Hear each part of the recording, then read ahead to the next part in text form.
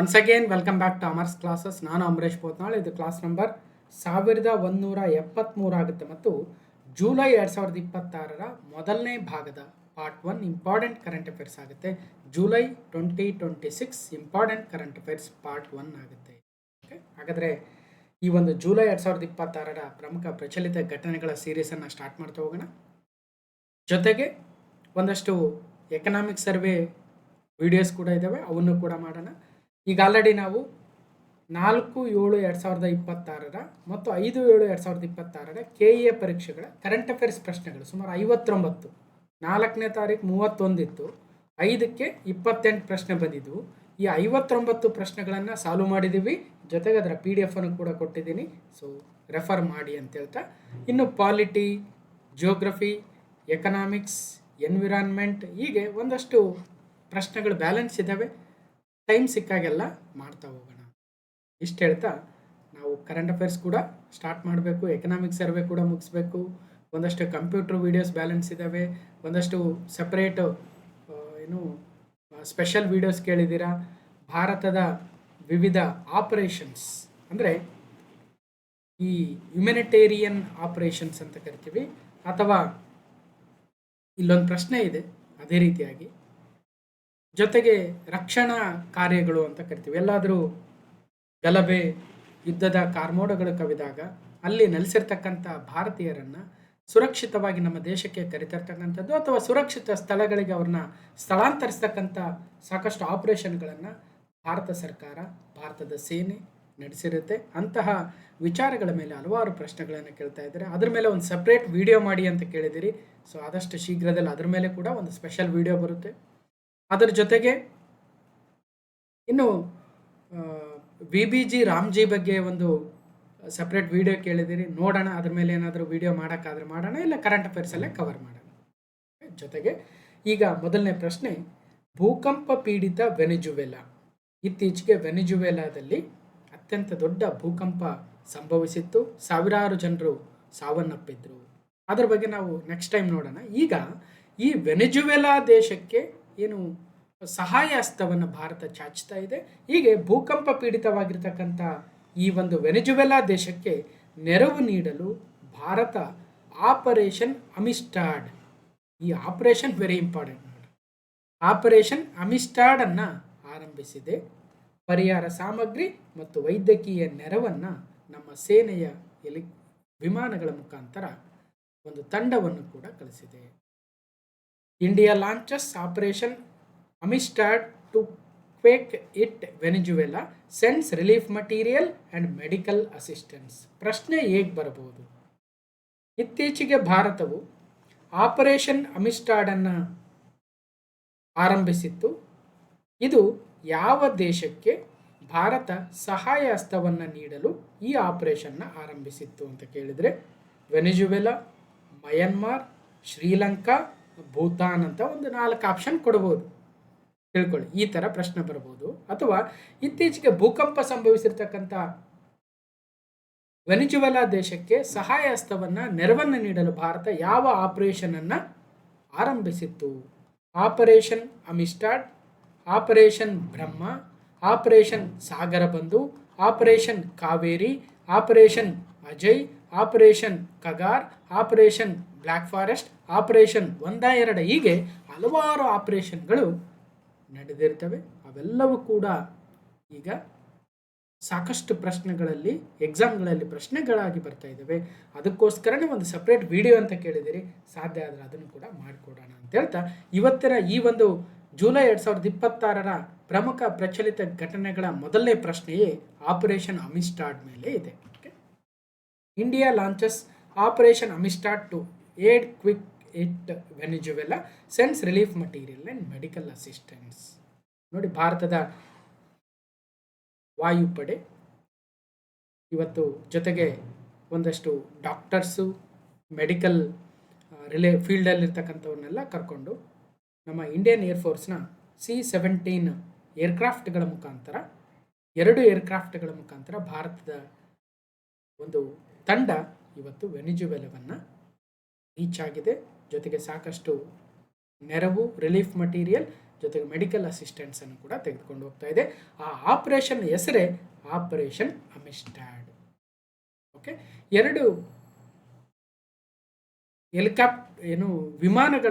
ಯುದ್ಧ ವಿಮಾನಗಳ ಮೂಲಕ ಇವತ್ತು ವೆನಿಜುವೆಲಾವನ್ನು ಭಾರತ ತಲುಪಿದೆ. ಆ ಮೂಲಕ ವೆನಿಜುವೆಲಾಗೆ ಮಾನವೀಯ ನೆರವು ಮತ್ತು ವಿಪತ್ತು ಪರಿಹಾರವನ್ನು ಒದಗಿಸಲು ಭಾರತವು ಜೂನ್ 26, 2026 ಆಪರೇಷನ್ ಅಮಿಸ್ಟಾಡ್ ಅನ್ನು ಪ್ರಾರಂಭಿಸಿದೆ. ಆ ಮೂಲಕ ಭೂಕಂಪಗಳ ಸಂದರ್ಭದಲ್ಲಿ ಸಾವು ನೋವುಗಳು, ಗಾಯಗಳೇನಾಗಿದೆ ಅವರೆಲ್ಲರಿಗೂ ಕೂಡ ಒಂದು ಸಹಾಯ ಹಸ್ತವನ್ನು ಭಾರತ ಮಾಡ್ತಾ ಇದೆ. ಭಾರತೀಯ ವಾಯುಪಡೆಯ 2 C-17 ಸಾರಿಗೆ ವಿಮಾನಗಳ ಮೂಲಕ ಪರಿಹಾರ ಸಾಮಗ್ರಿಗಳೊಂದಿಗೆ ಹೊರಟಿದ್ದಾವೆ. ವೆನಿಜುವೆಲಾದ ಹಾನಿಗೊಳಗಾದ ಪ್ರದೇಶಗಳಿಗೆ ವೈದ್ಯಕೀಯ ನೆರವು ಈ ಕಾರ್ಯಾಚರಣೆಯಲ್ಲಿ ಸೇರಿದೆ ಕೂಡ.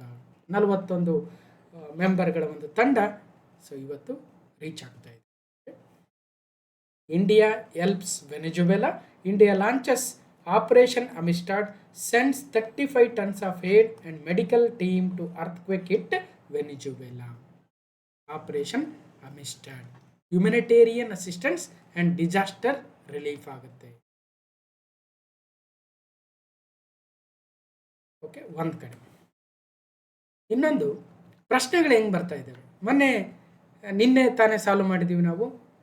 11691170ದಲ್ಲಿ HK ಪೇಪರ್ 4/7/2026 KA ನಡೆಸಿರ್ತಕ್ಕಂಥ ಈ KSS IDC BWSSB group A and B exam ಏನಿತ್ತು, ಇದರಲ್ಲಿ 31 ಕರೆಂಟ್ ಅಫೇರ್ಸ್ ಪ್ರಶ್ನೆ ಇದ್ವು. ಆ 31 ನಾವು ಪಾರ್ಟ್ 1 ಆ್ಯಂಡ್ ಪಾರ್ಟ್ 2 ಅಂತ ಡಿಸ್ಕಷನ್ ಮಾಡಿದ್ವಿ. ಅದರಲ್ಲಿ ಒಂದು ಪ್ರಶ್ನೆ ಇತ್ತು, ಏನಂತ, match the following operation in list 1 and their purpose in list 2. ಅಂದರೆ ಪಟ್ಟಿ 1ರಲ್ಲಿ ನೀಡಲಾಗಿರುವ ಆಪರೇಷನ್ ಯಾವ್ಯಾವ ಆಪರೇಷನ್ ಕೊಟ್ಟಿದ್ದಾರೆ? Operation Sindoor, operation Brahma, operation Ajay, operation Black Forest. ಹೀಗೆ 4 ಆಪರೇಷನ್ ಕೊಟ್ಟಿದ್ದಾರೆ. ಮತ್ತು ಈ ಪಟ್ಟಿ 2ರಲ್ಲಿ ಅವುಗಳ ಉದ್ದೇಶಗಳನ್ನು ಹೊಂದಿಸಿ ಬರೆಯಿರಿ ಅಂತ ಕೊಟ್ಟಿದ್ದಾರೆ. ನಕ್ಸಲ್ ವಿರೋಧಿ ಕಾರ್ಯಾಚರಣೆಗಳಿಗೋಸ್ಕರ ತಂದಿರತಕ್ಕಂಥ ಆಪರೇಷನ್ ಯಾವುದು? ಮಯನ್ಮಾರಲ್ಲಿ ಸಂಭವಿಸಿದ ವಿನಾಶಕಾರಿ ಭೂಕಂಪದ ಬಳಿಕ ಭಾರತ ನೀಡಿರ್ತಕ್ಕಂಥ ಮಾನವೀಯ ನೆರವಿಗೆ ತಂದಿರತಕ್ಕಂಥ ಆಪರೇಷನ್ ಯಾವುದು? ಅಥವಾ ಆಪರೇಷನ್ ಅಜಯ್ ಅಂದರೆ ಏನು, ಆಪರೇಷನ್ ಸಿಂಧೂರ ಅಂದರೆ ಏನು, ಆಪರೇಷನ್ ಬ್ರಹ್ಮ ಅಂದರೆ ಏನು? ಇವೆಲ್ಲವನ್ನ ಸೇರಿ ಒಂದು ಸಪ್ರೇಟ್ ವಿಡಿಯೋದಲ್ಲಿ ಮಾಡಿಕೊಡ್ತೀನಿ. ಈಗ ಸದ್ಯ ಪ್ರಶ್ನೆ ಹೆಂಗೆ ಬಂದಿದ್ದಾವೆ ಅಷ್ಟು ನೋಡಿ. ಇಲ್ಲ ಅಷ್ಟಕ್ಕೂ ಬೇಕು ಅಂದರೆ ನೀವು ಆಲ್ರೆಡಿ ಕ್ಲಾಸ್ ನಂಬರ್ 1169 ಮತ್ತು 1170ದಲ್ಲಿ ನೋಡಿರ್ತೀರ. 31 ಕರೆಂಟ್ ಅಫೇರ್ಸ್ ನಿನ್ನೆ ಮೊನ್ನೆ ತಾನೇ ಆ 4 ವಿಡಿಯೋಗಳನ್ನು ಮಾಡಿದ್ದೀವಿ. ಆದರೂ ಕೂಡ ಆಪರೇಷನ್ ಸಿಂಧೂರ ಪಹಲ್ಗಮ್ ಉಗ್ರರ ದಾಳಿಗೆ ಪ್ರತಿಕ್ರಿಯೆಯಾಗಿ ಭಾರತ ನಡೆಸಿರ್ತಕ್ಕಂಥ ಒಂದು ಆ್ಯಂಟಿ ಟೆರರಿಸಮ್ ಅಟ್ಯಾಕ್ ಆಗುತ್ತೆ. ಆಪರೇಷನ್ ಬ್ರಹ್ಮ ಅಂತಕ್ಕಂಥದ್ದು ಮಯನ್ಮಾರಲ್ಲಿ ಭೂಕಂಪ ಸಂಭವಿಸಿದಾಗ ಮಾನವೀಯ ನೆರವು ನೀಡೋದಕ್ಕೆ ತಂದಿರತಕ್ಕಂಥ ಆಪರೇಷನ್ ಆಗುತ್ತೆ.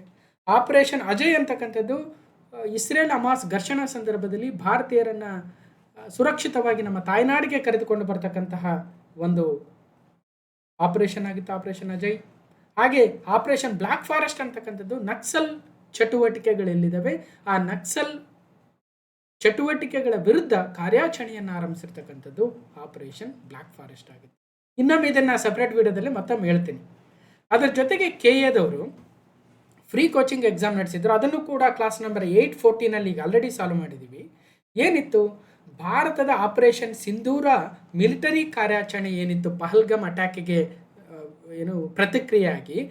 ಪ್ರತಿಕ್ರಿಯೆಯಾಗಿ ಭಾರತವು ನಡೆಸಿರ್ತಕ್ಕಂಥ ಆಪರೇಷನ್ ಸಿಂಧೂರ ಮಿಲಿಟರಿ ಕಾರ್ಯಾಚರಣೆಗೆ ಪಾಕಿಸ್ತಾನವು ನಡೆಸಿದ ಮಿಲಿಟರಿ ಕಾರ್ಯಾಚರಣೆ ಹೆಸರೇನು ಅಂತ ಕೇಳಿದ್ರು. ಪಾಕಿಸ್ತಾನ ರಿವರ್ಸ್ ನಮ್ಮ ಮೇಲೆ ಅಟ್ಯಾಕ್ ಮಾಡ್ತಿಲ್ವ, ಅದ್ರ ಹೆಸರೇನು ಅಂತ KAದವರು ಇದೇ 31/5/2025 IAS KS ಫ್ರೀ ಕೋಚಿಂಗ್ ಎಕ್ಸಾಮಲ್ಲಿ ಕೇಳಿದ್ರು.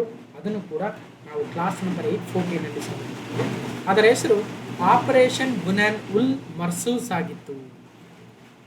ಅದೇ ರೀತಿಯಾಗಿ ಮೊನ್ನೆ 10/5/2026 KA ಇದೇ group A and B exam ನಡೆಸಿತ್ತು ಮೇ ತಿಂಗಳಲ್ಲಿ. ಅದರಲ್ಲಿ ವಿದೇಶಗಳಿಂದ ಭಾರತೀಯ ನಾಗರಿಕರನ್ನು ಕರೆತರಲು ಕೈಗೊಂಡ ಈ ಕೆಳಗಿನ ಯಾವ ರಕ್ಷಣಾ ಕಾರ್ಯಾಚರಣೆಗಳನ್ನು ಪರಿಗಣಿಸಿ ಅಂತ. ಅಂದರೆ ಇಲ್ಲಿ ಭಾರತ ದೇಶ ಯುದ್ಧ ಪೀಡಿತ ಪ್ರದೇಶಗಳಿಂದ ನಮ್ಮ ಭಾರತೀಯ ನಾಗರಿಕರನ್ನು ಸ್ವದೇಶಕ್ಕೆ ನಮ್ಮ ತಾಯ್ನಾಡಿಗೆ ಕರೆದುಕೊಂಡು ಬರತಕ್ಕಂತಹ ಆಪರೇಷನ್ಗಳಿರ್ತವೆ. ಅವುಗಳನ್ನು ನಾವು ರಕ್ಷಣಾ ಕಾರ್ಯಾಚರಣೆಗಳು ಅಂತ ಕರಿತೀವಿ. ರಕ್ಷಣಾ ಕಾರ್ಯಾಚರಣೆಗಳು ಕೆಲವೊಂದು ಕಾರ್ಯಾಚರಣೆಗಳಿರ್ತವೆ ಸಪೋಸ್ ಆಪರೇಷನ್ ಸಿಂಧೂರದಂತಹ ಆಪರೇಷನ್ಗಳು ನಮ್ಮ ದೇಶದ ಮೇಲೆ ಅಟ್ಯಾಕ್ ಮಾಡಿರ್ತಕ್ಕಂಥ ಸಂದರ್ಭದಲ್ಲಿ ಪ್ರತಿಕ್ರಿಯೆಯಾಗಿ ನಾವು ಏನು ಅಟ್ಯಾಕ್ ಮಾಡ್ತೀವಿ ಅಂಥ ಆಪರೇಷನ್ಗಳಾಗಿರ್ತವೆ ಆಪರೇಷನ್ ಸಿಂಧೂರ ಅಥವಾ ಹಿಂದೆ ನಡೆದಿರ್ತಕ್ಕಂಥ ಆಪರೇಷನ್ ವಿಜಯ್ನಂತಹ ಯುದ್ಧದ ಸಂದರ್ಭದ ಆಪರೇಷನ್ಗಳಾಗಿರ್ಬೋದು. ಅದರ ಜೊತೆಗೆ ಈ ಪ್ರವಾಹ, ಭೂಕಂಪಗಳು, ಸುನಾಮಿಗಳು ಅಥವಾ ಇನ್ನಿತರ ಸಂದರ್ಭದಲ್ಲಿ ಯಾವುದಾದರೂ ದೇಶ ಒಂದು ತೊಂದರೆಯ ಸಂದರ್ಭದಲ್ಲಿದ್ದಾಗ ಅವರಿಗೆ ಮಾನವತೆಯಿಂದ ನಾವು ಸಹಾಯವನ್ನು ಮಾಡೋದಕ್ಕೆ ಭಾರತ ದೇಶ ಹಲವಾರು ಕಾರ್ಯಾಚರಣೆಗಳನ್ನು ಮಾಡಿದೆ. ಅದು ಮಯನ್ಮಾರ್ನ ಭೂಕಂಪ ಪೀಡಿತ ಪ್ರದೇಶಗಳಿಗಾಗಿರ್ಬೋದು ಅಥವಾ ಇವತ್ತು ವೆನಿಜುವೆಲಾದ ಪ್ರದೇಶಗಳಿಗೇನು ಆಪರೇಷನ್ ಅಮಿಸ್ಟಾಡನ್ನು ಕಳಿಸ್ತಾ ಇದೆ, ಇಂತಹ ಕಾರ್ಯಾಚರಣೆಗಳಾಗಿರ್ಬೋದು. ಹಾಗಾಗಿ ಈ ಎಲ್ಲ ಕಾರ್ಯಾಚರಣೆಗಳು ವೆರಿ ಇಂಪಾರ್ಟೆಂಟ್. ಯಾಕಂದರೆ KA ಪದೇ ಪದೇ ಪದೇ ಪದೇ ಪ್ರಶ್ನೆಗಳನ್ನು ಕೇಳ್ತಾ ಇದೆ, ನೋಡ್ತಾ ಹೋಗೋದು. ಓಕೆ, ಇದ್ರ ಮೇಲೆ ಸಪ್ರೇಟ್ ವಿಡಿಯೋ ಮಾಡ್ತೀನಿ. ಇನ್ನೊಂದ್ಸಲ ಪ್ರಶ್ನೆಗಳನ್ನು ನೋಡ್ಕೊಂಬಿಡೋಣ. Operation Indravati, operation Ajay, operation Kaveri, operation Sagar Bandhu operation ಬ್ರಹ್ಮ ಚಾಲು ಮಾಡಿದ್ದೀನಿ. ಮೊನ್ನೆ ಮತ್ತೊಮ್ಮೆ ಡಿಸ್ಕಷನ್ ಮಾಡಿದ್ದೀನಿ.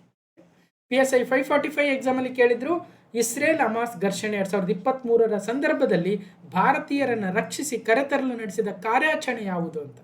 ಆಪರೇಷನ್ ಅಜಯ್ ಆಗಿತ್ತು. ಇಲ್ಲಿ ಆಪರೇಷನ್ ವಿಜಯೂ ಇದೆ, ಆಪರೇಷನ್ ಗಂಗಾನೂ ಇದೆ, ಆಪರೇಷನ್ ಅಭಯ್ ಕೂಡ ಇದೆ. ಇವೆಲ್ಲವನ್ನು ಸೇರಿಸಿ ಆ ವಿಡಿಯೋದಲ್ಲಿ ತಂದು ಕೊಡ್ತೀನಿ. ಓಕೆ, ಅದೇ ಥರ KPSC PDO NaNHK ಎಕ್ಸಾಮಲ್ಲಿ operation Sarvashakti, operation Kaveri, operation Dost, operation Ajay ಅಂತ ಕೇಳಿದ್ರು, ಅದನ್ನು ಕೂಡ ನೋಡೋಣ. ಜೊತೆಗೆ UPSC KPSC ಫ್ರೀ ಕೋಚಿಂಗ್ ಎಕ್ಸಾಮಲ್ಲೂ ಕೂಡ ಮೈನಾರಿಟಿ ವೆಲ್ಫೇರ್ ಡಿಪಾರ್ಟ್ಮೆಂಟ್ ಅವರು ಕೇಳಿದ್ರು ಆಪರೇಷನ್ ಕಗಾರ್ ಬಗ್ಗೆ. ಇವೆಲ್ಲವನ್ನು ಕೂಡ ಒಂದು ಕಡೆ ಕನ್ಸಾಲ್ಟೇಟ್ ಮಾಡಿ ತಂದು ಕೊಡ್ತಕ್ಕಂಥ ಪ್ರಯತ್ನ ಇರುತ್ತೆ ಅಂತ ಹೇಳ್ತಾ let's move on to the next question. Question number 2. ಕೇಂದ್ರವು 1993 ಬ್ಯಾಚ್ನ IPS ಅಧಿಕಾರಿ ಮಹೇಶ್ ದೀಕ್ಷಿತ್ ಅವರನ್ನು ಗುಪ್ತಚರ ಬ್ಯೂರೋ ಅಥವಾ ಗುಪ್ತಚರ ಇಲಾಖೆ ಏನಿದೆ ಅದರ ಹೊಸ ನಿರ್ದೇಶಕರನ್ನಾಗಿ ನೇಮಿಸಿದರೆ. ಗುಪ್ತಚರ ಬ್ಯೂರೋ ಅಥವಾ ಇಂಟೆಲಿಜೆನ್ಸ್ ಬ್ಯೂರೋ ಅಂತ ಏನು ಕರಿತೀವಿ ಅದರ ಹೊಸ ನಿರ್ದೇಶಕರನ್ನಾಗಿ ಮಹೇಶ್ ದೀಕ್ಷಿತ್ ಅವರನ್ನು ನೇಮಕ ಮಾಡಲಾಗಿದೆ. The centre has appointed 1993 batch IPS officer Mahesh Dixit as the new director of the intelligence bureau IB. Mahesh Dixit appointed as intelligence bureau chief. Andhra Pradesh ಕೆಡೇರ್ನ 1993 ಬ್ಯಾಚ್ನ ಭಾರತೀಯ ಪೊಲೀಸ್ ಸೇವಾ ಅಧಿಕಾರಿ ಮಹೇಶ್ ದೀಕ್ಷಿತ್ ಅವರನ್ನು ಜೂನ್ 25, 2026 ಗುಪ್ತಚರ ಬ್ಯೂರೋದ ನಿರ್ದೇಶಕರನ್ನಾಗಿ ನೇಮಿಸಲಾಗಿದೆ. ಅವರು ಅಧಿಕಾರ ವಹಿಸಿಕೊಂಡ ದಿನಾಂಕದಿಂದ 2 ವರ್ಷಗಳ ಕಾಲ ಸೇವೆಯನ್ನು ಸಲ್ಲಿಸ್ತಾರೆ. ಯಾರ ಸ್ಥಾನವನ್ನು ತುಂಬ್ತಾ ಇದ್ದಾರೆ ಅಂದರೆ ತಪನ್ ಕುಮಾರ್ ಡೇಕಾ ಅಂತಕ್ಕಂಥವರ ಸ್ಥಾನವನ್ನು ತುಂಬ್ತಾ ಇದ್ದಾರೆ. ಜೂನ್ 30, 2026 ಅವರು ಅಧಿಕಾರವನ್ನು ವಹಿಸಿಕೊಂಡಿದ್ದಾರೆ. ಇವರ ಒಂದು ಆಯ್ಕೆಯನ್ನು ಮಾನ್ಯ ಪ್ರಧಾನಮಂತ್ರಿಗಳ ನೇತೃತ್ವದ ಕಮಿಟಿ, ಅಪಾಯಿಂಟ್ಮೆಂಟ್ಸ್ ಕಮಿಟಿ ಅಂತ ಏನು ಕರಿತೀವಿ, appointments committee of the cabinet approve ಮಾಡಿದ್ದಾರೆ. ಅದರಲ್ಲಿ ಕೇಂದ್ರದ ಗೃಹ ಸಚಿವರು ಕೂಡ ಆ ಕಮಿಟಿಯ ಸದಸ್ಯರಾಗಿದ್ದಾರೆ. ಅಧ್ಯಕ್ಷರು ಪ್ರೈಮ್ ಮಿನಿಸ್ಟರ್ ಆಗಿದ್ದಾರೆ ನರೇಂದ್ರ ಮೋದಿ ಅವರು. So Mahesh Dikshit to replace Tapan Kumar Deka as a intelligence bureau chief. ಹಾಗಾದರೆ ಇಂಟೆಲಿಜೆನ್ಸ್ ಬ್ಯೂರೋ 23 ಡಿಸೆಂಬರ್ 1887 ಸ್ಥಾಪನೆ, ನವದೆಹಲಿಯಲ್ಲಿ ತನ್ನ ಪ್ರಧಾನ ಕಚೇರಿಯನ್ನು ಹೊಂದಿದೆ. ಕೇಂದ್ರದ ಗೃಹ ಸಚಿವಾಲಯದ ಅಡಿಯಲ್ಲಿ ಬರುತ್ತೆ ಇಂಟೆಲಿಜೆನ್ಸ್ ಬ್ಯೂರೋ. ಮತ್ತು ಮಹೇಶ್ ದೀಕ್ಷಿತ್ ಅವರು ಈಗ ಪ್ರಸ್ತುತ ಇಂಟೆಲಿಜೆನ್ಸ್ ಬ್ಯೂರೋದ ಮುಖ್ಯಸ್ಥರಾಗಿದ್ದಾರೆ ಅಥವಾ ಡೈರೆಕ್ಟರ್ ಆಗಿ ಆಯ್ಕೆಯಾಗಿದ್ದಾರೆ. Question number 3.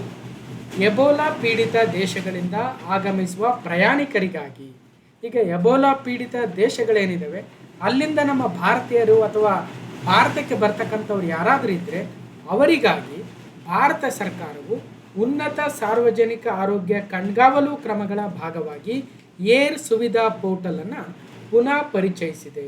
The Indian government has reintroduce the air Suvidha portal for passengers arriving from countries affected by Ebola as part of the enhanced public health surveillance measures. ಅಂದರೆ air Suvidha, ಈ air Suvidha ಅಂತಕ್ಕಂಥ ಈ ಒಂದು ಪೋರ್ಟಲನ್ನು ಮತ್ತೆ ರೀಇಂಟ್ರಡ್ಯೂಸ್ ಮಾಡ್ತಾ ಇದ್ದಾರೆ.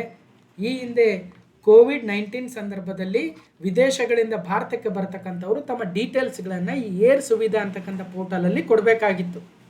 ಇವತ್ತು ಎಬೋಲಾ ಹರಡಿರ್ತಕ್ಕಂಥ ದೇಶಗಳಿಂದ ಬರೋರಿಗೆ ಅಂಥದ್ದೇ ಏರ್ ಸುವಿಧಾವನ್ನು ತಂದಿದ್ದಾರೆ. ಅದನ್ನು ಏರ್ ಸುವಿಧಾ 2.0 ಪೋರ್ಟಲ್ ಅಂತ ಕೂಡ ಕರೀತಾರೆ. ಮಿನಿಸ್ಟ್ರಿ ಆಫ್ ಸಿವಿಲ್ ಏವಿಯೇಷನ್ ಒಂದು, ಅದೇ ಥರ DIAL ಅಂತ, Delhi international airport limited DIAL launch air Suvidha 2.0 portal for Ebola health screening at points of entry in India. ಎಲ್ಲೆಲ್ಲಿ ಭಾರತಕ್ಕೆ ಅವರ ಆಗಮನ ಆಗುತ್ತೋ ಅಲ್ಲಿ ಎಬೋಲಾ ಹೆಲ್ತ್ ಸ್ಕ್ರೀನಿಂಗ್ ಪಾಯಿಂಟ್ಗಳನ್ನು ಹಾಕಿದ್ದಾರೆ. ಏರ್ ಸುವಿಧಾ 2.0 ಪೋರ್ಟಲಲ್ಲಿ ಅವರು ಮುಂಚೆನೇ ತಮ್ಮ ಡೀಟೇಲ್ಸನ್ನು ಕೂಡ ಫಿಲ್ ಮಾಡ್ಬೋದು. ಆ ನಂತರ ಭಾರತಕ್ಕೆ ಬಂದಾಗ ಅದೇನಿದೆ ಎಲ್ಲ ಚೆಕಪ್ಸನ್ನೆಲ್ಲ ಮಾಡ್ತಾರೆ. ಸೊ ಎಬೋಲಾದಿಂದ ಬಾಧಿತವಾದ ದೇಶಗಳಿಂದ ಆಗಮಿಸುವ ಅಥವಾ ಆ ದೇಶಗಳ ಮೂಲಕ ಹಾದು ಹೋಗುವ ಪ್ರಯಾಣಿಕರಿಗಾಗಿ ಭಾರತವು ಯಾವ ಪೋರ್ಟಲನ್ನು ತಂದಿದೆ ಅಂದರೆ ಏರ್ ಸುವಿಧಾ ಪೋರ್ಟಲನ್ನು 2026 ಜೂನ್ 25ರಂದು ಈ ಒಂದು ಏರ್ ಸುವಿಧಾ 2.0 ಎಂದು ಪುನಃ ಸಕ್ರಿಯಗೊಳಿಸಿ ತರಲಾಗಿದೆ. ಈ ಪೋರ್ಟಲ್ನಲ್ಲಿ ಆನ್ಲೈನ್ ಸೆಲ್ಫ್ ಡಿಕ್ಲರೇಷನ್ ಮಾಡ್ಬೋದು. 2020 ಸಂದರ್ಭದಲ್ಲಿ ಕೋವಿಡ್-19 ಸಂದರ್ಭದಲ್ಲಿ ಈ ಒಂದು ಏರ್ ಸುವಿಧಾ 1.0 ತಂದಿದ್ರು. ಈಗ ಏರ್ ಸುವಿಧಾ 2.0 ತರ್ತಾ ಇದ್ದಾರೆ. ಈಗ ಆಲ್ರೆಡಿ ವರ್ಲ್ಡ್ ಹೆಲ್ತ್ ಆರ್ಗನೈಸೇಷನ್ ಅಥವಾ WHO ವಿಶ್ವ ಆರೋಗ್ಯ ಸಂಸ್ಥೆಯವರು ಎಬೋಲಾ ಅಥವಾ ಅದರ ಇನ್ನೊಂದು ಏನಂತೀವಿ ಅದರ ಇನ್ನೊಂದು ರೂಪವಾಗಿರ್ತಕ್ಕಂಥ ಬುಂಡಿ ಬಗಿಯೋ ವೈರಸ್ ಅಂತ ಏನು ಇವತ್ತು ಸುದ್ದಿಯಲ್ಲಿದೆ, ಡೆಮೊಕ್ರೆಟಿಕ್ ರಿಪಬ್ಲಿಕ್ ಆಫ್ ಕಾಂಗೋ ಅಥವಾ ಉಗಾಂಡಾದಲ್ಲಿ ಏನು ಸುದ್ದಿಯಲ್ಲಿದೆ, ಅಂತಹ ಎಬೋಲಾವನ್ನು ಈಗ already WHO public health emergency of international concern ಅಂತ ಘೋಷಣೆ ಮಾಡಿದ್ದಾರೆ. ಆ ಘೋಷಣೆಯನ್ನು ಕೂಡ ನಾವು ಕರೆಂಟ್ ಅಫೇರ್ಸಲ್ಲಿ ಆಲ್ರೆಡಿ ಡಿಸ್ಕಷನ್ ಮಾಡಿದ್ವಿ. ಇಲ್ಲಿ 2-3 ಅಂಶಗಳು ಇಂಪಾರ್ಟೆಂಟು. ಒಂದು, ಎಬೋಲಾ, ಬುಂಡಿ ಬಗೆಯೋ ಎಬೋಲಾ ಯಾವ ದೇಶಗಳಲ್ಲಿ ಇತ್ತೀಚೆಗೆ ಕಾಣಿಸ್ಕೊಂಡಿದೆ, ಅದನ್ನು ಒಂದು ವಿಶ್ವ ತುರ್ತು ಆರೋಗ್ಯ ಪರಿಸ್ಥಿತಿ ಅಂತ WHO ಘೋಷಣೆ ಕೂಡ ಮಾಡಿದೆ. ಅಲ್ಲಿಂದ ಅಥವಾ ಅದರ ಮೂಲಕ ಹಾದು ಬರ್ತಕ್ಕಂಥ ಪ್ರಯಾಣಿಕರಿಗಾಗಿ ಭಾರತ ಏರ್ ಸುವಿಧಾ 2.0 ಪೋರ್ಟಲನ್ನು ಕೂಡ ತಂದಿದೆ. ಯಾವ ರೋಗದ ಒಂದು ಗುಣಲಕ್ಷಣಗಳನ್ನು ಪತ್ತೆ ಹಚ್ಚಲು ಅಂತ ಕೇಳಿದರೆ ಎಬೋಲಾ ಆಗಿರ್ಬೋದು. ಕ್ವಶನ್ ನಂಬರ್ 4, ಬೆಂಗಳೂರು ಮೂಲದ ಸ್ಟಾರ್ಟಪ್ ಸರ್ವಂ AI. ಬೆಂಗಳೂರು ಮೂಲದ ಸ್ಟಾರ್ಟಪ್ ಆಗಿರ್ತಕ್ಕಂಥ ಸರ್ವಂ AI ಒಂದು ಯೂನಿಕಾರ್ನ್ ಸ್ಥಾನಮಾನವನ್ನು ಸಾಧಿಸಿದೆ. ಬೆಂಗಳೂರು ಬೇಸ್ಡ್ ಸ್ಟಾರ್ಟಪ್ ಸರ್ವಂ AI has achieved unicorn status. Unicorn ಅಂದರೆ ಸುಮಾರು $1 ಬಿಲಿಯನ್ ಡಾಲರ್ಗಳಷ್ಟು ಒಂದು ವರ್ತ್ ಇರ್ತಕ್ಕಂಥ ಕಂಪನಿ. ಅದರ ಮೌಲ್ಯ, ಒಂದು ಕಂಪನಿಯ ಮಾರುಕಟ್ಟೆ ಮೌಲ್ಯ $1 ಬಿಲಿಯನ್ ಅಮೆರಿಕನ್ ಡಾಲರ್ಗಳಷ್ಟು ಮೌಲ್ಯವನ್ನು ಹೊಂದಿರಬೇಕು. 1 ಬಿಲಿಯನ್ ಅಂದರೆ ಎಷ್ಟು ನೋಡಿ, 1 ಬಿಲಿಯನ್ ಅಂದರೆ 100 ಕೋಟಿ ಎಂದರ್ಥ. 100 ಕೋಟಿ. ಈ 100 ಕೋಟಿ ಡಾಲರ್ ಅಂದಂಗೆ. ಈಗಾದರೆ ಡಾಲರ್ನ ಮೊತ್ತ ಎಷ್ಟು? ಈಗ 100 ಕೋಟಿ ಇಂಟು $1 ಎಷ್ಟಿದೆ? ಒಂದು 95 ರೂಪಾಯಿ ಅನ್ಕೊಳ್ಳೋಣ. 95. ಹಾಗಾಗಿ 95 ಇಂಟು 100 ಅಂದರೆ 9,500 ಕೋಟಿ ರೂಪಾಯಿಗಳಷ್ಟು ಮೌಲ್ಯಯುತವಾಗಿರ್ತಕ್ಕಂಥ ಕಂಪನಿಗಳನ್ನು ಯೂನಿಕಾರ್ನ್ ಕಂಪನಿಗಳು ಅಂತ ಕರಿತೀವಿ. ಆಲ್ಮೋಸ್ಟ್ 9,000 ಕೋಟಿ ಅನ್ಕೊಂಡ್ರು ಡಾಲರ್ನ ಮೌಲ್ಯದ ಮೇಲೆ ಡಿಪೆಂಡ್ ಆಗಿರುತ್ತೆ. ಹಾಗಾಗಿ ಇತ್ತೀಚೆಗೆ ಬೆಂಗಳೂರು ಬೇಸ್ಡ್ ಸ್ಟಾರ್ಟಪ್ ಸರ್ವಂ AI has achieved A unicorn status. ಹೀಗೆ ಇತ್ತೀಚೆಗೆ ಯೂನಿಕಾರ್ನ್ ಸ್ಟಾಟಸ್ ಅನ್ನು ಹೊಂದಿರತಕ್ಕಂತಹ ಭಾರತದ ದೇಶದ ಕೆಲವೊಂದು ಕಂಪನಿಗಳು ಯಾವ್ಯಾವು, ಆ ಕಂಪನಿಯ ಫೌಂಡರ್ಸ್ ಅಥವಾ ಸಂಸ್ಥಾಪಕರು ಯಾರ್ಯಾರು, ಆ ಕಂಪನಿ ಯಾವ ಕ್ಷೇತ್ರದಲ್ಲಿ ಕಾರ್ಯವನ್ನು ನಿರ್ವಹಿಸ್ತಾ ಇದೆ, ಇಂತಹ ಒಂದಷ್ಟು ಅಂಶಗಳನ್ನು ತಿಳ್ಕೊಂಡಿರ್ಬೇಕು. ಯಾಕಂದರೆ ಇವೆಲ್ಲವೂ ಕೂಡ KEAಯ ಪ್ರಮುಖ ಪ್ರಶ್ನೋತ್ತರಗಳಾಗ್ತವೆ. ರೆಡಿ ಇರಬೇಕನ್ನಂಗೆ. ಹಾಗಾದರೆ Sarvam AI becomes India's 130th unicorn, 130ನೇ ಯೂನಿಕಾರ್ನ್ ಆಗಿದೆ. ಅಂದರೆ ಸುಮಾರು 9,000 ಕೋಟಿ ರೂಪಾಯಿಗಳ ಮೌಲ್ಯವನ್ನು ಹೊಂದಿರತಕ್ಕಂಥ ದೇಶದ 130ನೇ ಸ್ಟಾರ್ಟಪ್ ಆಗುತ್ತೆ ಸರ್ವಂ AI. ಓಕೆ, ಮತ್ತು ನಮ್ಮ ಬೆಂಗಳೂರು ಮೂಲದ ಸ್ಟಾರ್ಟಪ್ ಆಗುತ್ತೆ. ಬೆಂಗಳೂರು ಮೂಲದ ಸ್ಟಾರ್ಟಪ್ ಸರ್ವಂ ಆರ್ಟಿಫಿಷಿಯಲ್ ಇಂಟೆಲಿಜೆನ್ಸ್ ಅಥವಾ ಸರ್ವಂ AI ಯೂನಿಕಾರ್ನ್ ಸ್ಥಾನಮಾನವನ್ನು ಗಳಿಸಿದ್ದು $1 ಬಿಲಿಯನ್ ಗಿಂತಲೂ ಹೆಚ್ಚು ಮೌಲ್ಯದ ಭಾರತದ ಮೊದಲ ಮೀಸಲಾದ ಪೂರ್ಣ ಸ್ಟ್ಯಾಕ್ ಆರ್ಟಿಫಿಷಿಯಲ್ ಇಂಟೆಲಿಜೆನ್ಸ್ ಸ್ಟಾರ್ಟಪ್ ಆಗಿದೆ. ಕಂಪ್ಲೀಟ್ ಆರ್ಟಿಫಿಷಿಯಲ್ ಇಂಟೆಲಿಜೆನ್ಸನ್ನು ಕಂಪ್ಲೀಟ್ ಸ್ಟ್ಯಾಕ್ ಹೊಂದಿರತಕ್ಕಂಥ ಏಕೈಕ ಒಂದು ಸಾಫ್ಟ್ವೇರ್ ಕಂಪನಿ, ಸ್ಟಾರ್ಟಪ್ ಕಂಪನಿ ಅಂದರೆ ಅದು ಸರ್ವಂ AI ಆಗುತ್ತೆ. ಇಂತಹ 129 ಇತರೆ ಕಂಪನಿಗಳಿರ್ಬೋದು, ಆದರೆ ಆರ್ಟಿಫಿಷಿಯಲ್ ಇಂಟೆಲಿಜೆನ್ಸ್ ಮೂಲದ ಮೊದಲ ಯೂನಿಕಾರ್ನ್ ಆಗ್ತಾ ಇದೆ ಸರ್ವಂ AI ಅಂತಕ್ಕಂಥದ್ದು. Unicorn refers to privately held startup valued at $1 billion.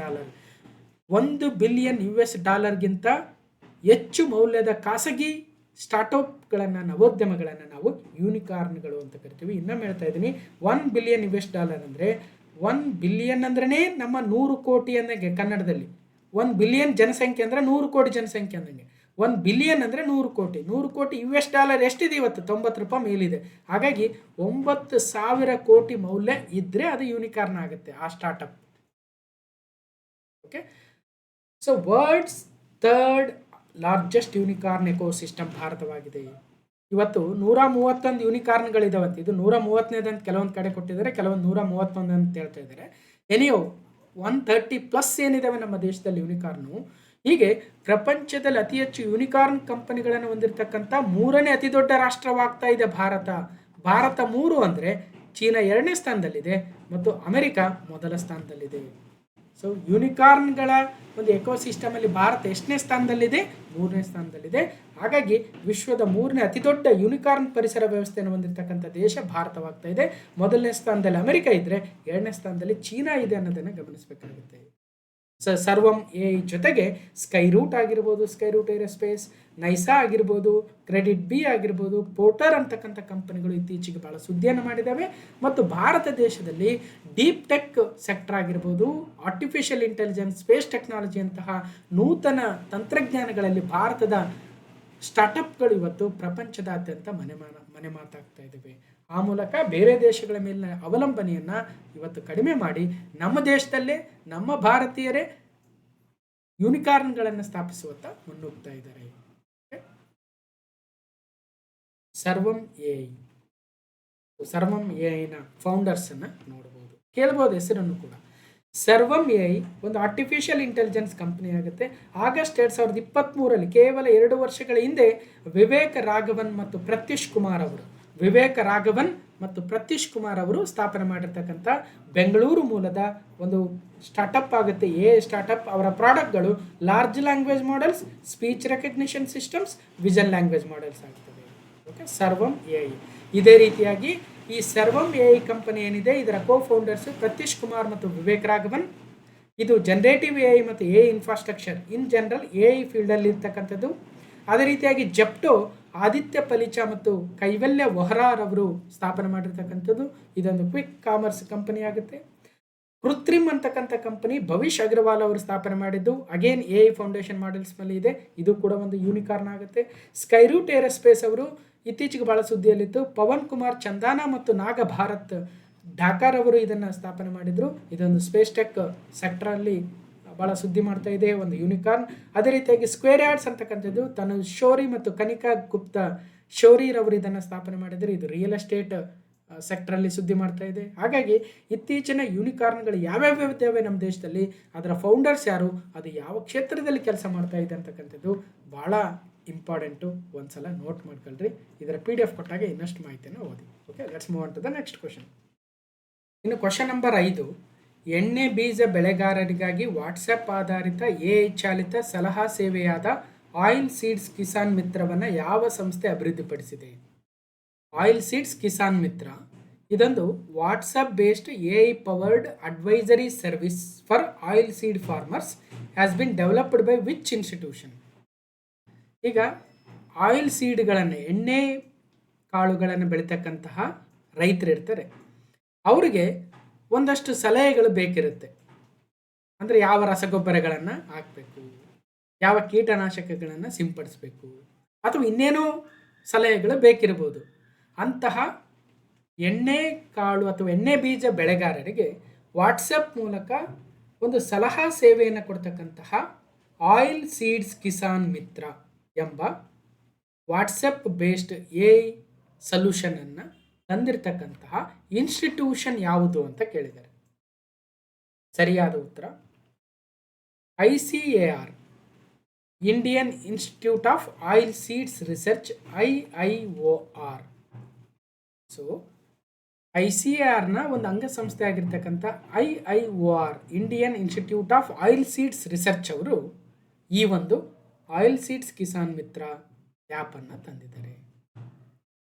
Farmers to get free oil seed advisory via WhatsApp under new initiative oil seeds Kisan ಮಿತ್ರ.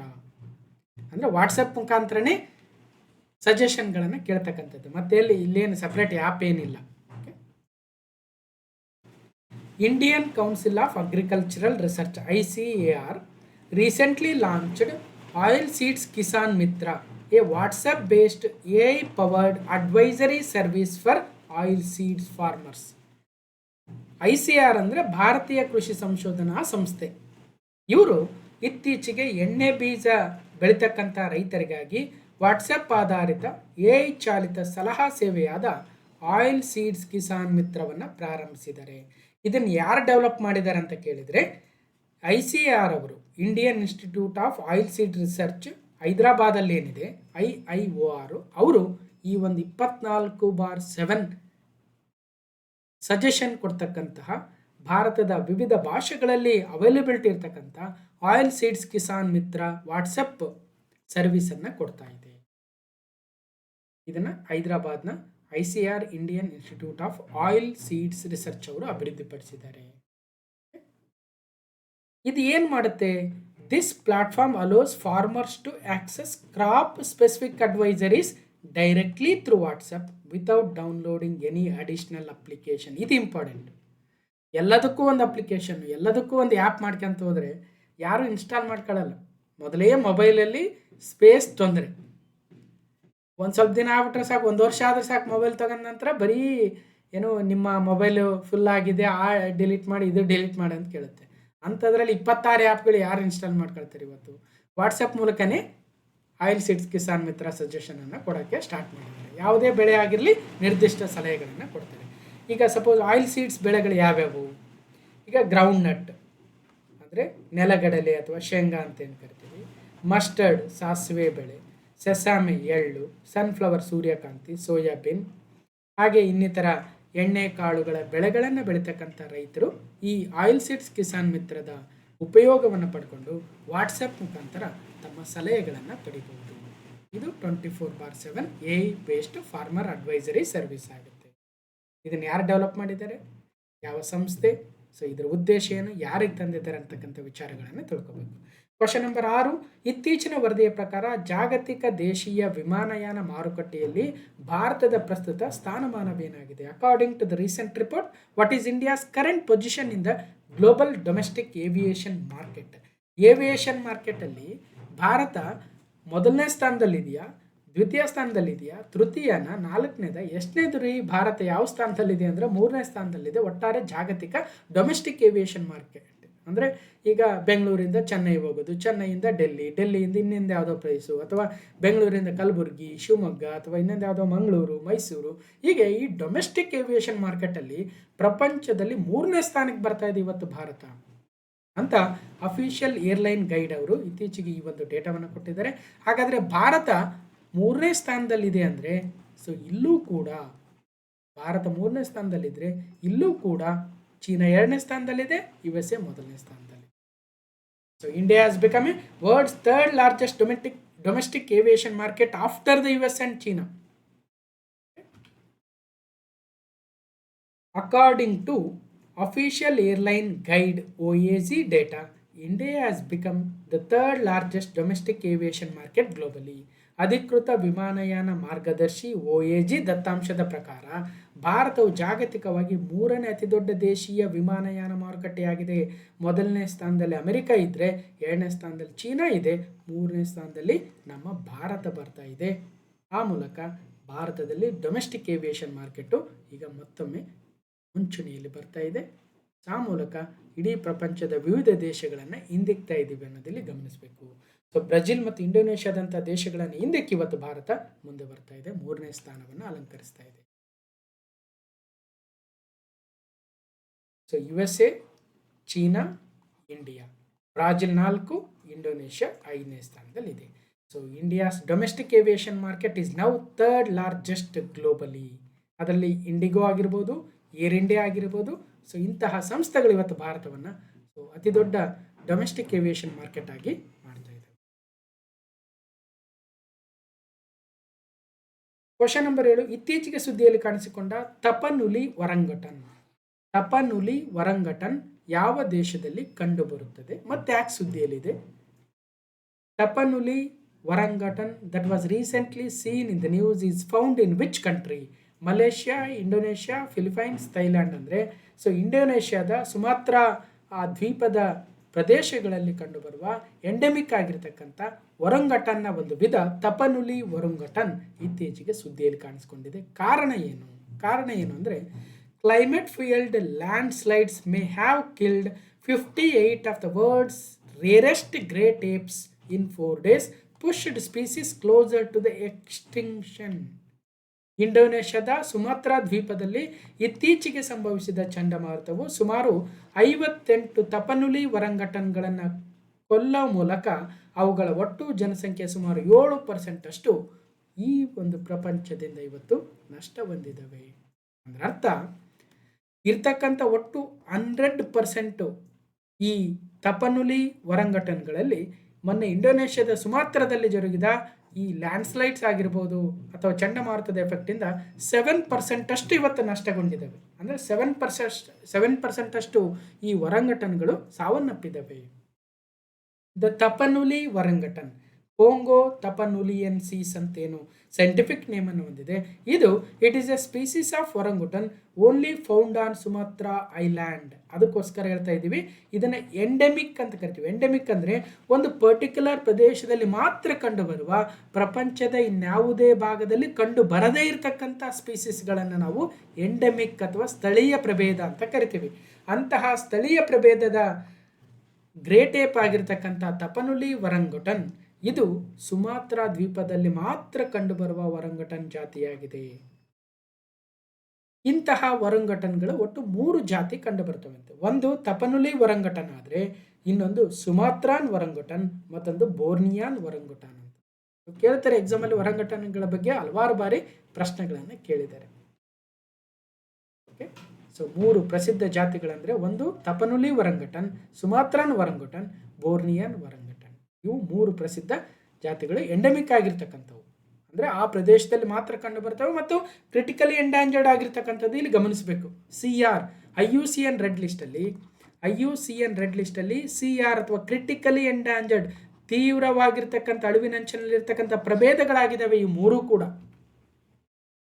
ಅಂತಹ ಒಂದು ಪ್ರಭೇದ ಈ ಸುಮಾತ್ರದ ದ್ವೀಪದಲ್ಲಿ ಕಂಡುಬರುತ್ತೆ ತಪನುಲಿ ಒರಂಗಟನ್. 800 ಇದಾವಂತೆ, ಅದರಲ್ಲಿ 58 ಒರಂಗಟನ್ಗಳು ಮರಣವನ್ನು ಹೊಂದಿದ್ದಾವೆ. ಇಲ್ಲಿ ಈ ಒಂದು ಸುಮಾತ್ರಾ ದ್ವೀಪದ ಪ್ರದೇಶದಲ್ಲಿ ಕಂಡುಬರುತ್ತೆ. ಹಾಗಾದರೆ ಒರಂಗಟನ್ ಅದರಲ್ಲಿ 3 ಸ್ಪೀಸೀಸ್ ಅಂತ ಹೇಳಿದ್ವಿ. ಆ 3 ಸ್ಪೀಸೀಸ್ ಕೂಡ ಕ್ರಿಟಿಕಲಿ ಎಂಡ್ಯಾಂಜರ್ಡ್ ಆಗಿದ್ದಾವೆ. ಒಂದು ಬೋರ್ನಿಯನ್ ಒರಂಗಟನ್, ಸುಮಾತ್ರಾನ್ ಒರಂಗಟನ್, ತಪನುಲಿ ಒರಂಗಟನ್. ಈ 3 ಕೂಡ ಇಂಡೋನೇಷ್ಯಾದ ಮತ್ತು ಮಲೇಷ್ಯಾದ ಮಳೆಕಾಡುಗಳಲ್ಲಿ ಕಂಡುಬರುವ ಎಂಡೆಮಿಕ್ ಸ್ಪೀಸೀಸ್ ಆಗ್ತವೆ. 3 ಕೂಡ ನೋಡ್ಬೋದು. ಕ್ರಿಟಿಕಲಿ ಎಂಡ್ಯಾಂಜರ್ಡ್ ಆಗಿದೆ ಸುಮಾತ್ರಾನ್ ಒರಂಗಟನ್. ಅದೇ ಥರ ತಪನುಲಿ ಒರಂಗಟನ್ ಇದು ಕೂಡ ಕ್ರಿಟಿಕಲಿ ಎಂಡ್ಯಾಂಜರ್ಡ್ ಆಗಿದೆ, ಕೇವಲ ಸುಮಾತ್ರಾ ದ್ವೀಪದ ಕೆಲವು ಪ್ರದೇಶಗಳಲ್ಲಿ ಕಂಡುಬರುತ್ತೆ. ಇನ್ನು ಬೋರ್ನಿಯೋ ಒರಂಗಟನ್ ಕೂಡ ಕ್ರಿಟಿಕಲಿ ಎಂಡ್ಯಾಂಜರ್ಡ್ ಆಗಿದೆ. ಇವುಗಳ ಮಧ್ಯದಲ್ಲಿ ಒಂದಷ್ಟು ಸ್ಮಾಲ್ ಡಿಫ್ರೆನ್ಸಸ್ ಇದ್ದಾವೆ. ಒಂದರ ಕೂದಲು ದೊಡ್ಡದಿರ್ಬೋದು, ಒಂದರ ಕೂದಲು ಚಿಕ್ಕದಿರ್ಬೋದು, ಈ ರೀತಿಯಾಗಿರ್ತಕ್ಕಂಥವು. ಸದ್ಯಕ್ಕಂತ ಇಷ್ಟು ಮಾಹಿತಿ ತಿಳ್ಕೊಂಡ್ರು ಸಾಕು. ಓಕೆ, ಸೊ ನೋಡಿ ಎಲ್ಲವೂ ಕ್ರಿಟಿಕಲಿ ಎಂಡ್ಯಾಂಜರ್ಡೇ ಆಗಿದ್ದಾವೆ. IUCN ರೆಡ್ ಲಿಸ್ಟಲ್ಲಿ CR. ನೆಕ್ಸ್ಟ್ ಕ್ವಶನ್ ನಂಬರ್ 8, ಪ್ರಧಾನಿ ನರೇಂದ್ರ ಮೋದಿ ಅವರಿಗೆ ಇತ್ತೀಚೆಗೆ ಯಾವ ದೇಶವು the order of the white double cross first class ಅಂತಕ್ಕಂಥ ಪ್ರಶಸ್ತಿಯನ್ನು ನೀಡಿತು? Prime minister Narendra Modi was recently conferred with the order of the white double cross.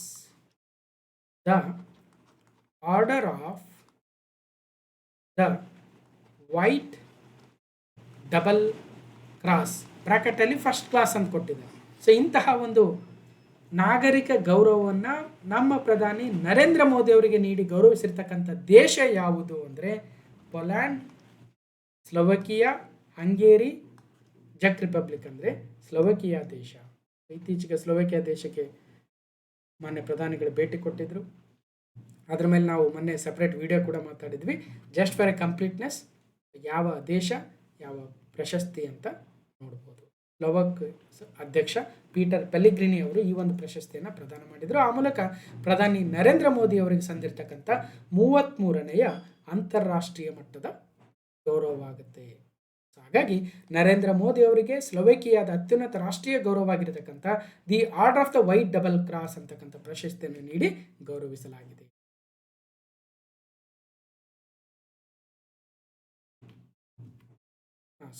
ಇಡೀ ಪಟ್ಟಿ ಇದೆ.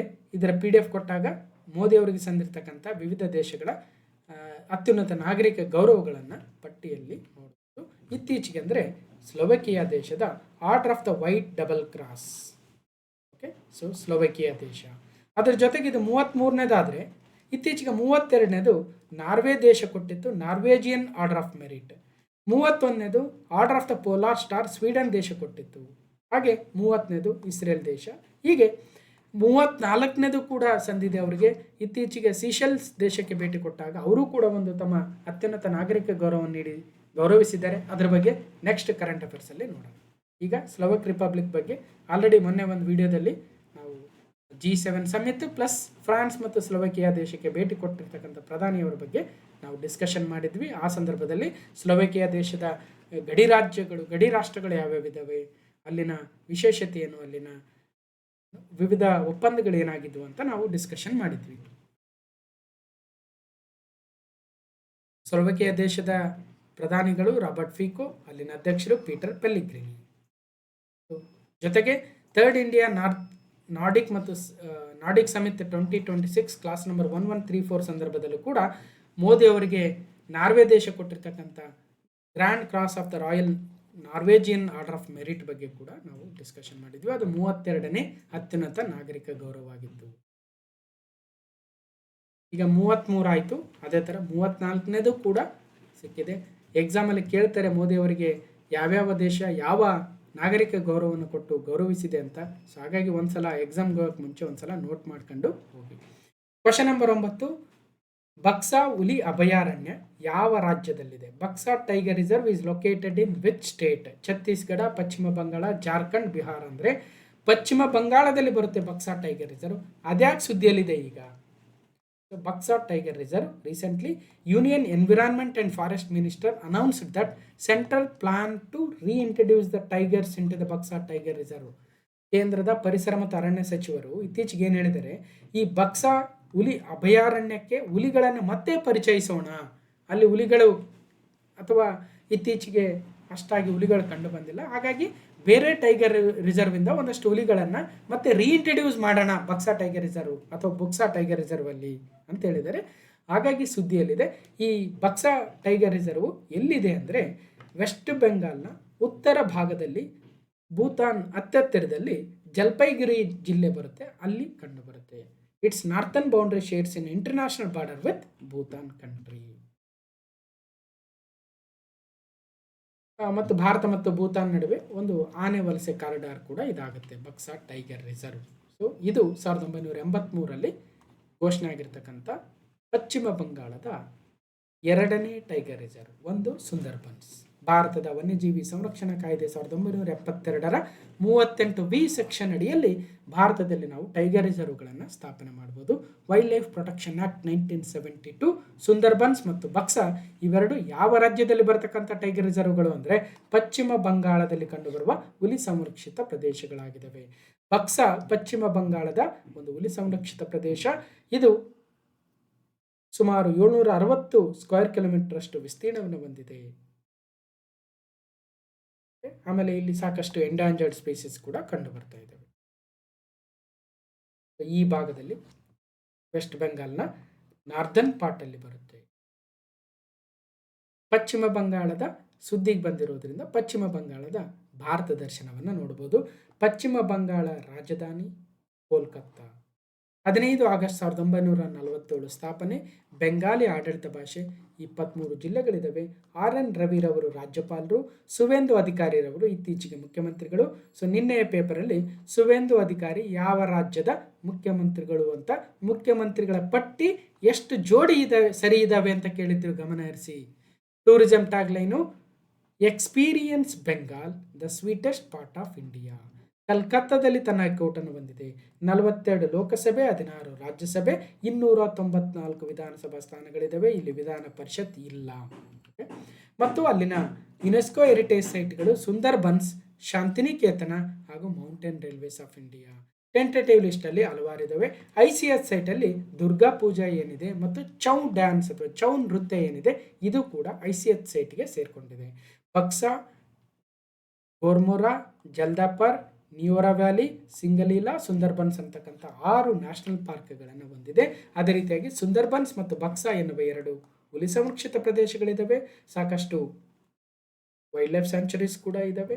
ಜೊತೆಗೆ ಸುಂದರ್ಬನ್ಸ್ ಬಯೋಸ್ಫಿಯರ್ ರಿಸರ್ವ್ ಕೂಡ ಇದೆ. ಸುಂದರ್ಬನ್ಸ್ ಒಂದು ವೆಟ್ಲ್ಯಾಂಡ್ ಕೂಡ ಇದೆ. ರಾಮ್ಸರ್ ತಾಣವೂ ಕೂಡ ಇದೆ. ಜೊತೆಗೆ ಈಸ್ಟ್ ಕೋಲ್ಕತ್ತಾ ವೆಟ್ಲ್ಯಾಂಡ್ ಅಂತಕ್ಕಂಥ ಹೀಗೆ ಒಟ್ಟು 2 ರಾಮ್ಸರ್ ತಾಣಗಳನ್ನು ಹೊಂದಿದೆ ವೆಸ್ಟ್ ಬೆಂಗಾಲ್. ಇಲ್ಲಿ ಯಾವುದೇ ಬ್ಲೂ ಫ್ಲಾಗ್ ಸರ್ಟಿಫೈಡ್ ಬೀಚ್ ಇಲ್ಲ. ಅದೇ ರೀತಿಯಾಗಿ ಅಲ್ಲಿನ ಬುಡಕಟ್ಟು ಜನಾಂಗಗಳು, ನೃತ್ಯ ಪ್ರಕಾರಗಳು, ಹಬ್ಬಗಳು, ನದಿಗಳು, ಆಣೆಕಟ್ಟುಗಳು, ಜಲಪಾತಗಳು, ಬಂದರುಗಳು, ಬೀಚ್ಗಳನ್ನು ನೋಡ್ಬೋದು. ಕ್ವಶನ್ ನಂಬರ್ 10, ಕೈಗಾರಿಕಾ ಉತ್ಪಾದನಾ ಸೂಚ್ಯಂಕ index of industrial production IIP ಇದರ ಮೂಲ ವರ್ಷವನ್ನು 2011-12ರಿಂದ 2022-23ಕ್ಕೆ ನವೀಕರಿಸಿ ಈಗ ಹೊಸ ಡೀಟೇಲ್ಸ್ಗಳನ್ನು ಕೂಡ ರಿಲೀಸ್ ಮಾಡಿದ್ದಾರೆ. ಹಾಗಾದರೆ ಕೇಳಬಹುದು, ಕೈಗಾರಿಕಾ ಉತ್ಪಾದನಾ ಸೂಚ್ಯಂಕ ಅಥವಾ ಇಂಡೆಕ್ಸ್ ಆಫ್ ಇಂಡಸ್ಟ್ರಿಯಲ್ ಪ್ರೊಡಕ್ಷನ್ ಈ ಒಂದು IIP ಇಂಡೆಕ್ಸನ್ನು ರಿಲೀಸ್ ಮಾಡ್ತಕ್ಕಂಥ ಸಂಸ್ಥೆ ಯಾವುದು ಅಥವಾ ಅದರ ಬೇಸ್ ಇಯರ್ ಎಲ್ಲಿಂದ ಯಾವುದಕ್ಕೆ ಚೇಂಜ್ ಮಾಡಿದ್ದಾರೆ, ಅದರಲ್ಲಿರ್ತಕ್ಕಂಥ ಒಟ್ಟು ಬುಟ್ಟಿ ಆ ವಸ್ತುಗಳ ಸಂಖ್ಯೆ ಎಷ್ಟಿದೆ, ಹೀಗೆ ಹಲವಾರು ವಿಚಾರಗಳನ್ನು ಕೇಳ್ಬೋದು. ಸೊ ಒಂದ್ಸಲ ನೋಟ್ ಮಾಡ್ಕೊಳ್ರಿ. So industrial output slows to 4.9% in new data series. So the base year has been revised to 2022-23 from 2011-12. ಅಂದರೆ 2011-12ರಿಂದ ಬೇಸ್ ಇಯರ್ ಅನ್ನ ಮೂಲ ವರ್ಷವನ್ನು 2022-23ಕ್ಕೆ ಬದಲಾಯಿಸಿದ್ದಾರೆ. India's industrial output as measured by Index of Industrial Production IIP grew 4.9% in April 2026 under the revised series with 2022-23 with the base year change ಆಗಿದೆ. So ಹಾಗಾಗಿ ಈಗ 4.9ಗೆ ಒಂದಷ್ಟು ಕಡಿಮೆ ಆಗಿದೆ ಇಂಡಸ್ಟ್ರಿಯಲ್ ಔಟ್ಪುಟ್ಟು. ಅಂದರೆ ನಮ್ಮ ದೇಶದಲ್ಲಿ ಈ ಮ್ಯಾನುಫ್ಯಾಕ್ಚರಿಂಗ್ ಸೆಕ್ಟ್ರಿಂದ, ಗಣಿ ಸೆಕ್ಟ್ರಿಂದ, ಕ್ವಾರಿಯಿಂಗ್ ಸೆಕ್ಟ್ರಿಂದ ಅಥವಾ ವಿದ್ಯುತ್ ಉತ್ಪಾದನಾ ಕ್ಷೇತ್ರದಿಂದ ಎಷ್ಟು ಉತ್ಪಾದನೆ ಆಗ್ತಾ ಇದೆ, ಇಂಡಸ್ಟ್ರಿಯಲ್ ಔಟ್ಪುಟ್ ಎಷ್ಟಿದೆ ಅಂತಕ್ಕಂಥದ್ದು ನೋಡಿದಾಗ ಈ ಹೊಸ ಬೇಸ್ ಇಯರಿಂದ ಸ್ವಲ್ಪ ಕಡಿಮೆ ಆಗಿದೆ ಅನಿಸ್ತಾ ಇದೆ. ಹಳೆ ಬೇಸ್ ಇಯರ್ ಪ್ರಕಾರ ಜಾಸ್ತಿ ಇತ್ತು, ಈಗ ಹೊಸ ಬೇಸ್ ಇಯರ್ ತೆಗೆದುಕೊಂಡಿರೋದ್ರಿಂದ ಒಂದಷ್ಟು ಬದಲಾವಣೆ ಆಗಿದೆ. ಅದ್ರ ಜೊತೆಗೆ ಒಂದಷ್ಟು ಇಲ್ಲಿ ಯಾವ್ಯಾವ ಕ್ಷೇತ್ರಗಳು ಕವರ್ ಆಗ್ತವೆ ಅಂದರೆ 3 ಬ್ರಾಡ್ ಕ್ಯಾಟಗರೀಸ್ ಅಥವಾ ಸೆಕ್ಟರ್ಸ್. ಒಂದು mining sector, manufacturing sector, electricity sector. ಈ 3 ಸೆಕ್ಟರ್ಗಳಿಂದ ಏನು ಉತ್ಪಾದನೆ ಆಗ್ತಾ ಇದೆ, ತಿಂಗಳಿಂದ ತಿಂಗಳಿಗೆ ಹೆಚ್ಚಾಗ್ತಾ ಇದೆ, ಕಡಿಮೆ ಆಗ್ತಾ ಇದೆ ಅಂತ ಒಂದು ಕ್ವಾಂಟಿಫೈ ಮಾಡೋದಕ್ಕೆ ಒಂದು ಇಂಡೆಕ್ಸ್ ಬೇಕು. ಹೇಗೆ CPI ಇದೆಯೋ, ಹೇಗೆ WPI ಇದೆಯೋ, ಅದೇ ರೀತಿಯಲ್ಲಿ IIP ಕೂಡ ಇದೆ. ಇದನ್ನು ministry of statistics and programme implementation MOSPI ಅವರು ಇದನ್ನು ರಿಲೀಸ್ ಮಾಡ್ತಾ ಇದ್ದಾರೆ. ಬೇಸ್ ಇಯರ್ 2011-12 ಇತ್ತು, ಈಗ 2022-23ಕ್ಕೆ ಬದಲಾವಣೆಯನ್ನು ಮಾಡಿದ್ದಾರೆ. ಯಾವ್ಯಾವ ಸೆಕ್ಟರ್ ಅಂತ ಒಂದ್ಸಲ ನೋಟ್ ಮಾಡ್ಕೊಂಡ್ರಿ. ಜೊತೆಗೆ ಇಲ್ಲಿ ಏನು ತಿಳ್ಕೊಬೇಕು ಇನ್ನೊಂದಂದರೆ, ಈ ಹಿಂದೆ ಇದ್ದಂಥ 2011-12ರಲ್ಲಿ ಒಟ್ಟು 407 ಐಟಮ್ ಗ್ರೂಪ್ಸ್ ಇದ್ವು, 839 ಐಟಮ್ಸ್ ಇದ್ದವು ಆ ಬ್ಯಾಸ್ಕೆಟಲ್ಲಿ. ಈಗ 2022-23ರಲ್ಲಿ 407ರಿಂದ 463 ಐಟಮ್ ಗ್ರೂಪ್ಗಳನ್ನು ಮಾಡಿದ್ದಾರೆ. ಮತ್ತು 839 ಐಟಮ್ಸ್ ಏನಿದ್ವು ಅದನ್ನು 1042 ಐಟಮ್ಗಳಿಗೆ ಚೇಂಜ್ ಮಾಡಿದ್ದಾರೆ. ಒಂದೊಂದು ಸಲ ಬಹಳ ಡೀಪ್ ಆಗಿ ಹೋದಾಗ ಪ್ರಶ್ನೆ ಪತ್ರಿಕೆಗಳಲ್ಲಿ ಇಂಥವೆಲ್ಲ ಕೇಳ್ತಾ ಹೋಗ್ತಾರೆ. ಜೊತೆಗೆ ಈ ಬಾರಿ renewable and non renewable electricity ಜನರೇಷನ್ಗೆ ಸೆಪ್ರೇಟ್ ಇಂಡೆಸಿಸ್ ಮಾಡಿದ್ದಾರೆ. ಸೊ ನೋಡೋಣ ಇದ್ರ ಬಗ್ಗೆ ಮತ್ತಷ್ಟು ಏನಾರ ಡೀಟೇಲಾಗಿ ಕೇಳ್ತಾ ಹೋದರೆ ನಾವು ಇನ್ನಷ್ಟು ಡೀಟೇಲ್ ಆಗಿ ಕೊಡೋ ಪ್ರಯತ್ನವನ್ನು ಮಾಡೋಣ ಅಂತ ಹೇಳ್ತಾ, ಇದು ಕ್ಲಾಸ್ ನಂಬರ್ 1173 ಆಗಿತ್ತು ಮತ್ತು ಜುಲೈ 2026 ಮೊದಲನೇ ಭಾಗದ ಪ್ರಮುಖ ಪ್ರಚಲಿತ ಘಟನೆಗಳಾಗಿತ್ತು. ಸೊ ಜುಲೈದು ಕಂಟಿನ್ಯೂ ಮಾಡೋಣ ಮತ್ತು ಎಕನಾಮಿಕ್ ಸರ್ವೆ ಕೂಡ ಹಾಗೆ ಪ್ಯಾರಲಲ್ ಆಗಿ ಮಾಡೋಣ ಅಂತ ಹೇಳ್ತಾ, ಜೊತೆಗೆ ಮೊನ್ನೆ ನಡೆದಿರ್ತಕ್ಕಂಥ ಪರೀಕ್ಷೆಗಳ ಇನ್ನಿತರ ಬೇರೆ ಸಬ್ಜೆಕ್ಟ್ಗಳ ಪ್ರಶ್ನೆಗಳನ್ನು ಕೂಡ ಸಾಲ್ವ್ ಮಾಡೋಣ ಅಂತ ಹೇಳ್ತಾ, ಈ ವಿಡಿಯೋನ ಕಂಪ್ಲೀಟ್ ಆಗಿ ನೋಡಿರ್ತಕ್ಕಂಥ ಎಲ್ಲರಿಗೂ ಧನ್ಯವಾದಗಳು. ಮತ್ತು ಮುಂದಿನ ವಿಡಿಯೋದಲ್ಲಿ ಸಿಗ್ತೀನಿ ಅಂತ ಹೇಳ್ತಾ, ಥ್ಯಾಂಕ್ ಯು.